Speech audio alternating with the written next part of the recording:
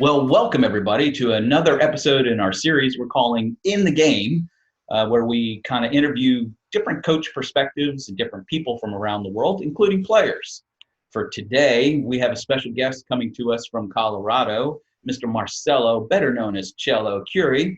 Chelo has a storied career as a professional player that's very unique in history. I don't want to spoil it. I want him to give it to you. So, Chelo, welcome. Welcome. Thank you. Thank you for having me. It's an honor to be talking to you, Dave. Well, I appreciate your time today. Not many people know that you're of a Cuban descent. Okay, were you born in Cuba? Yes, absolutely. I was born in Havana, and what I remember, I only lasted 6 years there before the revolution. But what I remember about Cuba: beautiful, a lot of beaches, warm weather, and baseball. All I played was baseball day, baseball at night. I watched baseball. The Yankee games were on TV, so I remember watching some of those with my dad. And it was baseball day and night for me. Okay. Well, from Cuba, where did it, obviously this is, I don't want to give away your age, but, this was the early 60s. This is pre-missile crisis, after, where was that in history? Yeah, so the revolution came in '59, and so my family fled. My dad, unlike most Cubans that just swam to Miami and had a great life and played baseball the rest of their life, my late father decided to take us to Spain. So off to Madrid we went, and we're there for about 5 years. And the only thing in Madrid was soccer, and more than soccer, Real Madrid. So all I watched was Real Madrid. All I played was soccer. They don't even know what baseball is today, much less in 1960. So it was soccer, soccer, soccer. And in hindsight, what a great thing for me it turned out, because I learned to love it. Awesome. So, obviously in this series, in this time period where we're at right now with this COVID lockdown, although looking like it's loosening up here, it's affected everybody around the world. Last week, we had the opportunity to talk with Jason Lancer down in Australia, same thing happening there. But it does look like some things on a world scale are starting to get back into normal life. How's it affected you in Colorado? Well, my family and I are, locked in. We can only go out to the stores for essential shopping and things like that. My wife's got some health issues, so she's been grounded for about 8 weeks. She can't leave the house, so I've become a good house husband, running all the errands and doing as much as I can around the house. I told her I'm ready to quit this job, though. This is not one I want to last a long time in. But yeah, we've been in lockdown, but we're hoping to hear some good news this Friday about opening up a little bit here in Denver, and hopefully by June we can have our camps. Awesome. Well, let's get right into it. You've had a storied career as a professional player. Where did that all begin? So really started in college. I went to Brockport State University. The first year I was there was only one division in soccer, Division I. So I went there to play at the highest level. We're very good. The Hartwicks and Cornells and Howard Universities and Brockport were the top teams then. Our university did not accept the bid to the playoffs. We were given a bid to the NCAA tournament, and the university didn't accept it because they didn't want to fund sports at the time. So we had to decline the bid to the NCAA tournament, which caused a big, revolution practically on campus, and wound up being a big deal. But anyway, the next year, the NCAA decided to split the divisions into 1, 2, 3. Brockport went into the Division III because they didn't want to fund sports and provide scholarships. It was a state school, still is. So we wound up in Division III. We won the national championship the first year it was played, and my next 2 years, junior year and senior year, we lost the final to Brandeis and Babson, respectively. And so I had a great career, but it culminated even better by being drafted into the pros, and none less than the New York Cosmos. So what a great college career, but it was even better getting drafted. What a cream de la cream, being drafted by the Cosmos. Well, it's not just the Cosmos. I mean, you continued on playing after your experience with the Cosmos with Avalanche, or? Denver Avalanche, absolutely. Yeah, it really is why I moved to Colorado. I wanted to continue my pro career. And I initially came out here to play with the Caribous of Colorado, but when I got out here, they relocated to Atlanta. So I wound up just starting my coaching career. But soon thereafter, the MISL league put an indoor team here, the Denver Avalanche, and I played both years that they were here. So I had a good career there too. A lot of fun playing indoor. Oh, awesome. Well, from that storied career, you played with the New York Cosmos in the heyday of their existence.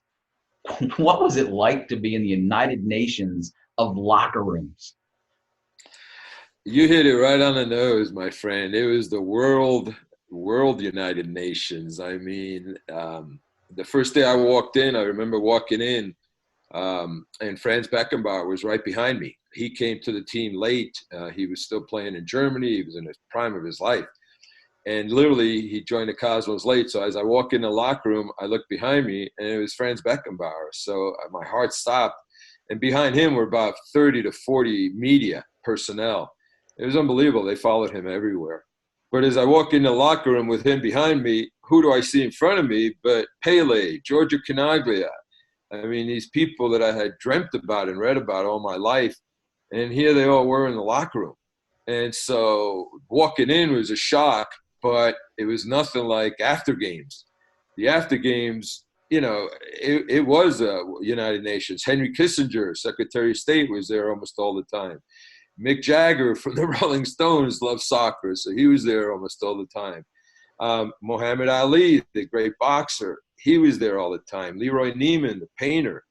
So it was just who are you going to meet, and who was going to open your eyes the biggest when you walked into the locker room, and it was very exciting.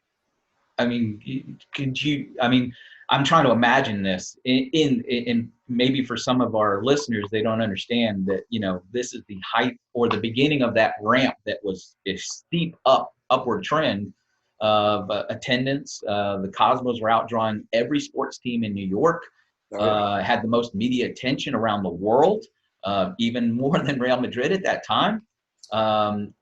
You're this kid from an American university. How'd you get treated? It was in a sense, it was a little bit overwhelming, but I think what got us all through were people like Pele. Pele, Giorgio Canaglia, Franz Beckenbauer were the three main figures of the team. And you really wouldn't know it because they were probably three of the humblest, most laid back, wanted the least attention of anybody in that locker room. Pele was one of the most humble people, and he just went about his business. Beckenbauer, total family man, same thing, all about his business. Giorgio Canaglia took a lot of us Americans to his side. The late Giorgio, God rest his soul, took a lot of us to his side and would console us, would help us, would give us some good advice. He used to come. We had a house, and we were renting a house in New Jersey. Giorgio used to come after practice to our house and help us clean the pool because he knew how to do it, and we had no idea how to clean a swimming pool. And Giorgio would come and help us all and teach us about the chemicals and tell us how to do it. So because of those three guys and the example that they led, I think we were able to handle all the fame that was around us. I can only imagine, you definitely were living the lifestyle of a rock star. Absolutely. I mean, literally every game was 77,000 people sold out. When we were given our season tickets as a player, my parents just took the batch of tickets from me and said, "Thank you. These are for us and for our family and for our friends. We want to go to every game and see it," because it was the hottest ticket in town. It was the hottest ticket in New York at the time in 1977. Yeah. Well, now coming from that and understanding the, United Nations of where you were, and not just with the Cosmos, it could be any team, but, who was your favorite teammate of all time? Well, I think that anyone who played alongside the great Pele has to say that Pele is the best teammate they've ever had, and I certainly have to say that myself. He was there to help you. He would talk to anybody. He would spend time with you. He was never rushed.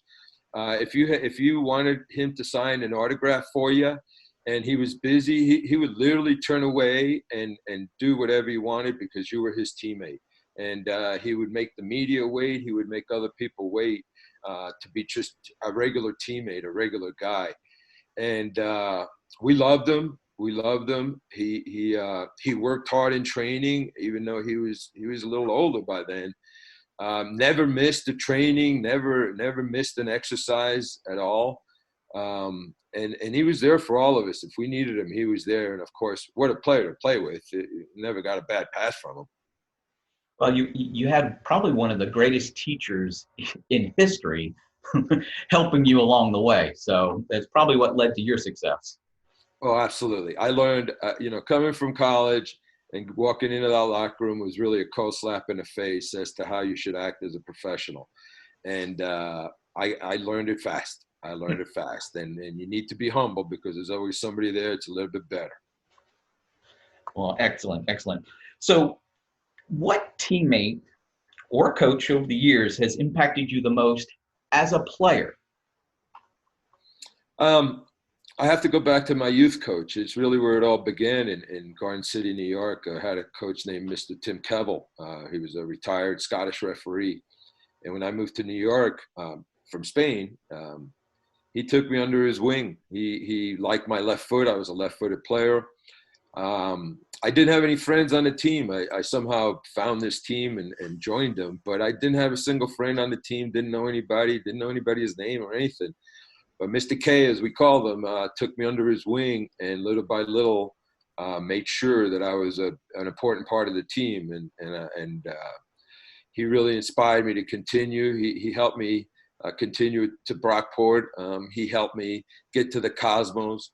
And he helped me when I was a pro player. He was always there for me. Awesome.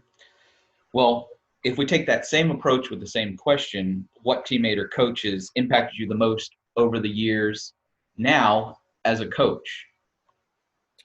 I have a real good friend, and you know him, Dave, Kevin Gannon. He ran the operation in New Jersey, the Coerver operation in New Jersey for many years. He's now retired. But Kevin was a teammate on my youth team that I told you about, Mr. Kevel. And he also had attended Brockport University, even though he's a couple of years older than me. So he inspired me to go to Brockport, thought it would be a good match for me, which it wound up being a very good match. And he's helped me along the way. He inspired me to open up a Coerver operation in Colorado, and he's been there for me. When all my years of coaching high school and club, he would always follow me and call me on good days and also on bad days, and he was always there for me. So I thank Kevin always. Yeah, we need people in our lives that'll be with us in the good and the bad, and just get us through that. So absolutely, Kevin's a good guy. Kevin's a good guy, and you're right. We're all, as good players, we're all going to go through good and bad. No Messi, no Cristiano, nobody goes good all the time. There's always some ups and downs. And you got to learn to just stay level through the ups and the downs. All right. Well, as the current and only director for corporate coaching in Colorado since 1996, what would you say is the greatest improvement in player development across the country from when you started to now? Easy to answer, because when I saw Will Coerver perform at a national convention, I knew exactly that's exactly what I needed and what this country and my players needed, which is a technical skill. The technical skill these days is much, much improved from years ago, continues to be improved. As I told you earlier, when I was with Pele, I'd see Pele juggling tennis balls. I work with Argentina, Diego Maradona, all day long, juggle a tennis ball with comfort, with no problem. We struggle to juggle a soccer ball. So we have to improve our technique, continue to improve our technique, but it certainly has improved dramatically from the players that I've 20 years ago to the players I see now. Okay. Time to put on, your Coerver Coaching hat, do you feel that Coerver Colorado has helped in the player development for the players of Colorado? 100%. Absolutely. It's exactly as I said. When I saw Will Coerver, I knew that technique, lots of touches on the ball, a lot of one-on-one situations, that was mandatory. That's exactly how you develop your talent. And through good exercises and sometimes losing them, you learn a lot more. But yes, I think we've helped a lot. I think we're there for the players to improve their technique, and I think they know that.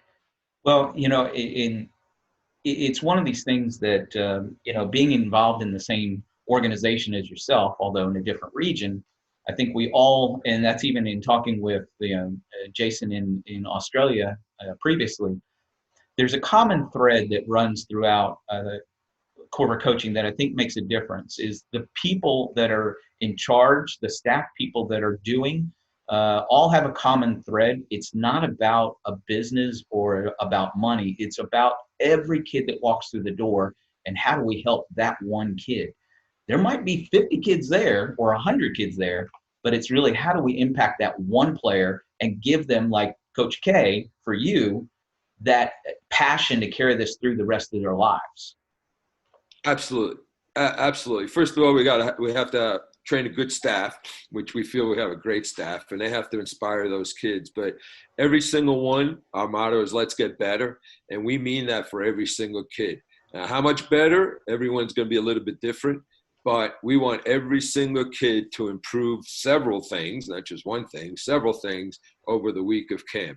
And I feel really, really confident that we're doing that. And one of the things that they're all leaving with is a lot more confidence on the ball. And we feel really good about that. Good. Well, you've been gracious with your time today, and I certainly appreciate any time we get to talk together. But I especially appreciate your insights and your experiences. There are not many people on this planet that can say, Pele was my teammate, or Beckenbauer was my teammate. So you are truly blessed in a special time in history. But what you do with Coerver Coaching inside of Colorado and any other areas that you go and help develop. I know you've helped develop some other areas. Was it Colombia that you guys actually went down and helped get set up? Went to Bogota recently, yes. Yeah, and they're doing extremely well, and I'm sure it's because of your leadership and the way that you were able to set them up. So personally, I want to say that, I appreciate our relationship within our organization. I appreciate our relationship off the field because that matters the most, how it impacts lives. And so with that, I want to give you a last chance to say hi or bye to people and any other special notes you want to make. Well, really, I just want to acknowledge that I didn't get to Brockport or the Cosmos by myself. I had a lot of help, coaches, teammates, family, friends. And I think that, that's exactly what we need to have is a good circle of support around us because things are going to get tough at some point. They're not always going to be great.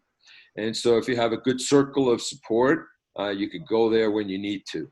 And I thank all the people that got me where I am today because I certainly didn't do it by myself. And now I feel that it's my duty to pass along some of my experiences and some of the things that I was helped with in helping our younger players get to the same level. Well, awesome. Well said. So with that, in this episode, we were graced with coach and mentor Chelo Curi from Colorado, involved with Coerver Coaching as the director there, former professional player with the New York Cosmos, Denver Avalanche, a great human being. If you're in those areas, you really need to check out his programs. Please stay tuned to this series. Next week, we'll have another guest giving us more insight on different aspects of the game and how it impacts their lives and possibly some information that will help you in yours. So with that, we want to say, Chelo, thank you very much. Thank you. Cheers from Colorado, and hope we get back on the field real soon. All right. Great to hear from you. We look forward to the next episode.